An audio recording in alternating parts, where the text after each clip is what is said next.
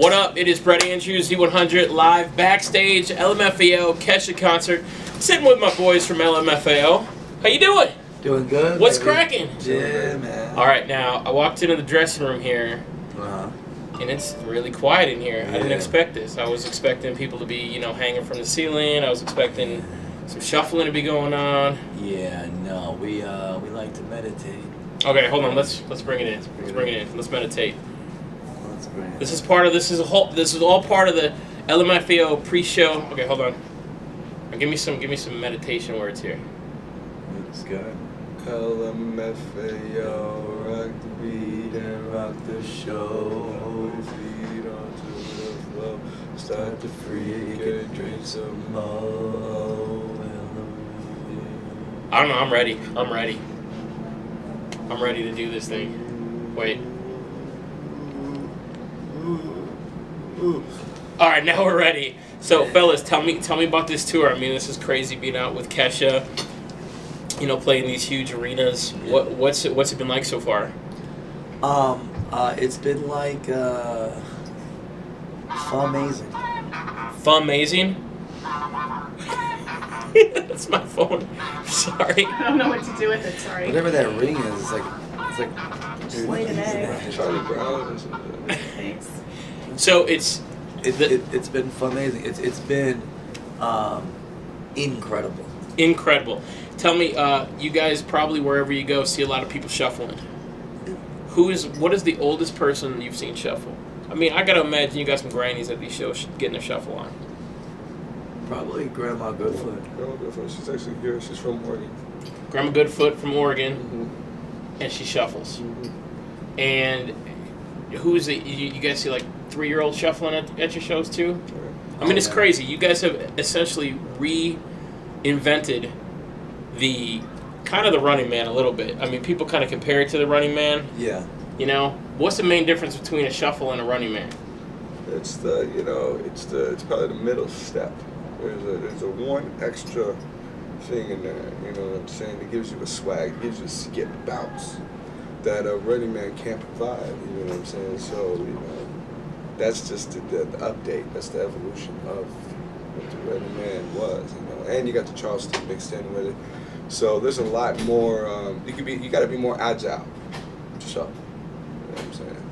So I gotta ask you this, being like, you know, from the family, you guys are from, you know, the Gordy family, you guys kind of grew up around the music business, but you guys have essentially kind of recreated it. I mean, you've invented kind of something all your own in this whole party rock thing.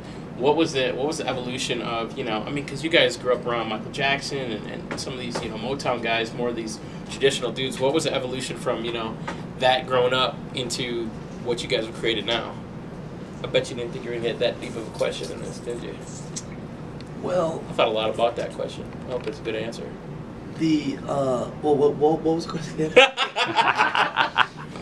You want me to repeat that whole question? No, seriously, because I'm up for the challenge. No. All I'm saying is, you know, with the background that you guys have, you know, the Motown background, growing up and things like that, going from these traditional kind of, you know, Michael Jackson, you know, this whole Detroit thing, into what you guys have kind of created for yourself. Right. You know, where did that evolution start taking place? And how did you guys create this whole party rock thing? Well, you know, history repeats itself in many forms. So this is just another form of basically the same thing. It's just we have current events. We have new technology. But the same principles are applied. You know, with the Motown, you know, everybody. For instance, you got the Temptations, right? All had the suits, they had the dance moves, boom, boom, boom. You know, the one mic, they all kind of. The one mic, they had the things, you know, the four tops. You know, the Supremes had their look, their vibe. Rick James, and then came out in the '80s, had his, you know, solo vibe. You know, the Jackson 5 had a group vibe, but then, you know, Michael was always a little more than the rest. And then Michael came out solo, and then he had his vibe. And so you look at all that stuff, and you mix all that together, you know, add the invention of hip hop, which is, you know, in the 80s. Then you got electro coming in, and so the only thing that's different is that now there's DJs instead of band leaders. You know, and it's really the same thing. It's just new technology, new sound. And you guys kind of fused all that stuff. Yeah, I feel like you yeah. fused And all you- that together to do what you do. Yeah, and you learn from the history. Right. You know, you learn from what works. A family-oriented, you know, Motown was a family business type of thing. So you take the best of that, and then we add technology. See, they didn't have a lot of the technology, the social networking and all that stuff. Yeah. So we take, you know, the best of what they did and add it with the best of what you can do today, mixed with our own special sauce. That's an awesome answer. You know, because every man has a special sauce. Now, I know you guys, who's uncle, who's nephew here? Someone's uncle, Well, someone's guess. nephew. Take a guess. Well, I don't know. You guys both look the same damn age. I don't know. Well, if you saw us naked. Well, take off your clothes then, brother. Obviously, you would say, hey, He moved the laptop right when he said that. you'd say Red Foo is definitely older if you saw So, us naked. so being Shrimp bowl. so being Oh, family Red members Bull. and being on tour, does anyone ever come up to you, his people, and go, hey, was he behaving on tour? Was he behaving on tour? Since you guys are family members, you kind of got that. Oh, yeah, well, Grandma Goodfoot always asked me, you know, is Beazle behaving on tour? And I said, yeah. You know, okay, because if he ain't, I'm going to give him I ain't going to give him no more shots. I love it. So, Let me ask you this. You know, I've been a fan of your music for a while, but it wasn't until just recently I was reading like an Us Weekly magazine or something, an article about you guys, you know, talking about your family background, you know, being in the Berry family. Is that something you guys have specifically tried not to kind of make a part of, like, you know, your press? Because, I mean, I've been listening to your music for a couple of years now.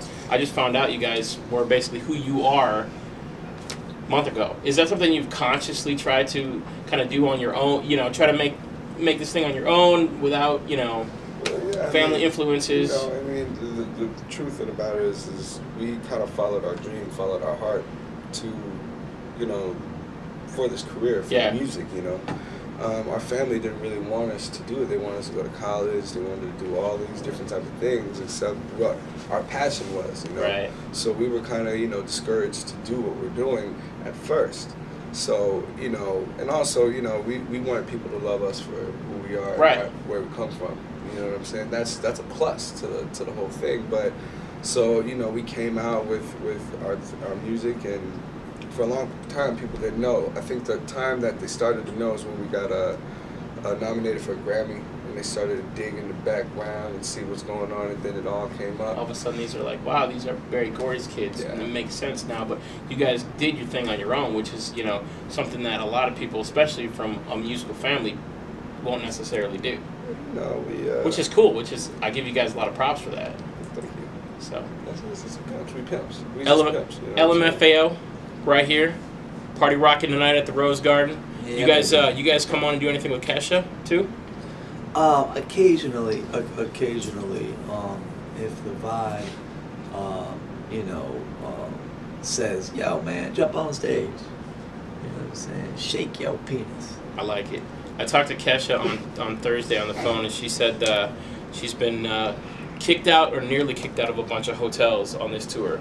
So let me ask you as my final question, who parties harder, the Kesha people or the LMFAO people?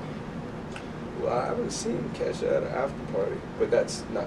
That's not the shit she because isn't it's at our- one. That's our An after hour party. after, She yeah. probably has her own. I like So it. it's you know, she's probably she's you know, we're partying on the same plane. You know, she's sleazy. You know what I'm saying? So now that we're done, what do you got? All right, now that we're about done, let's get back into our meditation mode so we can close this out with a little meditation. All right, you ready? Yeah, Here we man. go. Give it to me. We love our life. We love our fans. Let's party rock this bitch like a one night stand. Z100Portland.com with LMFAO. God.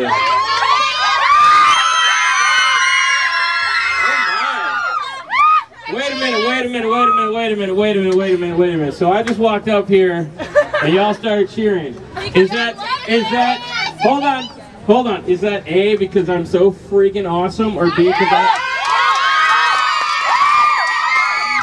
or is it because I have front row tickets in my hand?